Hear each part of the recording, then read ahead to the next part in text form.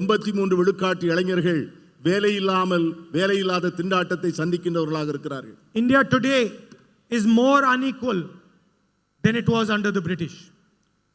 பிரிட்டிஷார் இருந்த காலத்தை விட இப்பொழுது இருக்கிற இந்தியா சமச்சீரற்ற இந்தியாவாக இருக்கிறது.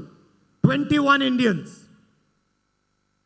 have the same amount of money that 70 crore Indian people have. இந்த நாட்டிலே 25 படிய பணக்காரர்கள் 70 விழுக்காடு மக்கள் 70 விழுக்காடு செல்வத்தை தங்கள் கைவசம் வைத்திருக்கிறார்கள். 30 Indian farmers kill themselves every single day.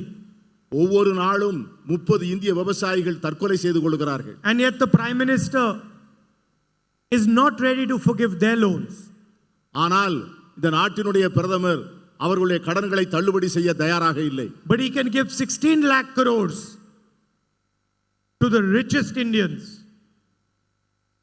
by forgiving their loans. ஆனால் விவசாயிகளுக்கு கடன்களை தள்ளுபடி செய்ய மறுத்த அதே பிரதமர் இந்த நாட்டினுடைய மிகப்பெரிய பணக்காரர்களுக்கு 16 லட்சம் கோடி ரூபாய் கடனை தள்ளுபடி செய்திருக்கிறார். 2 or 3 large industrialists, none of them from Tamil Nadu, get all the contracts, all the benefits. Every single industry is being handed over to them. 2-3 விரல் விட்டு எண்ணக்கூடிய மிகப்பெரிய தொழிலதிபர்கள் அவர்கள் யாரும் தமிழ்நாட்டை சார்ந்தவர்கள் அல்ல.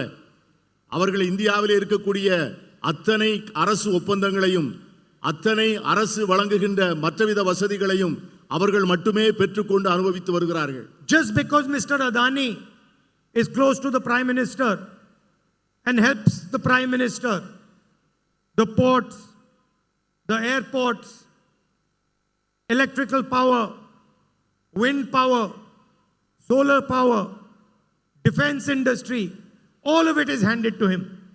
அதானி அவர்கள் பிரதமருக்கு நெருக்கமானவராக இருப்பதால், பிரதமர் அவருக்கு உதவ வேண்டும் என்று நினைப்பதால் இந்த நாட்டில் இருக்கிற அனைத்து துறைமுகங்களும் அனைத்து விமான நிலையங்களும் அனைத்து மின்சாரம் தயாரிக்கின்ற சோலார் பவர், கோல் பவர் என்ற எல்லா விதமான மின்சாரம் தயாரிக்கின்ற வசதிகளையும் ஒரே தொழில்நபரிடம் அது ஒப்படைக்கப்பட்டிருக்கிறது.